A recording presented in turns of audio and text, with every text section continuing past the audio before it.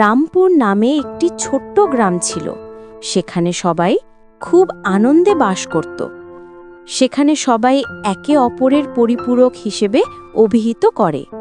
সেই গ্রামে একটি ছোট্ট মেয়ে থাকত। তার নাম ছিল টুম্পা।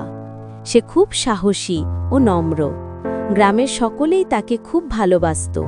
একদিন টুম্পা হাঁটতে হাঁটতে জঙ্গলের দিকে যেতে শুরু করে।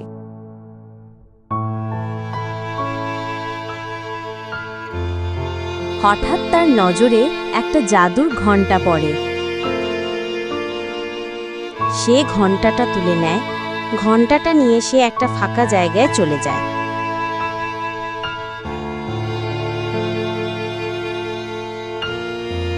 সে মনে মনে ভাবে, ওয়াও, ঘণ্টাটা কি সুন্দর! দেখি বাজালে কি হয়।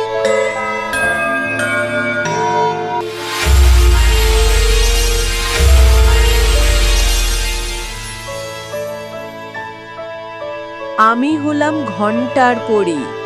তোমার 3টি ইচ্ছে পূরণ হবে, তবে সাবধান, তুমি আমাকে অনেক রঙিন পুতুল এনে দাও।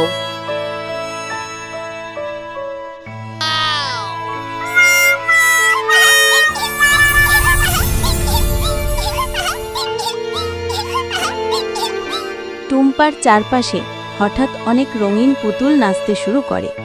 তা দেখে সে খুব খুশি। টুম্পা আবার ঘণ্টা বাজায় এবং জাদুর পরীকে বলে, আমার গ্রামের সবাই খুশি থাকুক। মুহূর্তে গ্রাম ভরে যায় খুশিতে। গ্রামীণ লোকেরা টুম্পাকে ধন্যবাদ জানায়। ধন্যবাদ টুম্পা।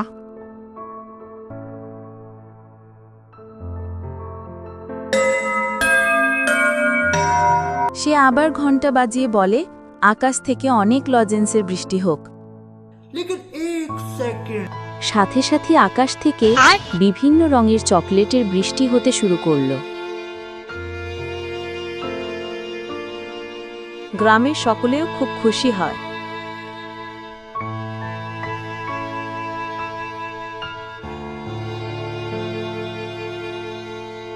কিন্তু শীঘ্রই নদী চকলেটে আটকে গেল। টুম্পা গ্রামের কথা ভেবে কাঁদতে শুরু করে।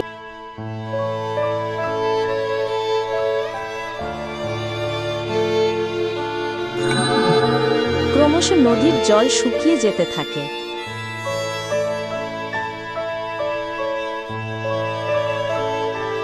টুম্পা তার ভুল বুঝতে পেরে আবার জাদুর ঘণ্টা বাজিয়ে ঘণ্টার পরীকে বলে,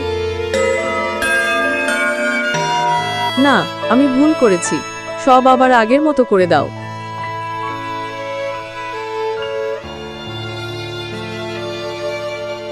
সঠিক সময় সঠিক ইচ্ছে করাই আসল জাদু।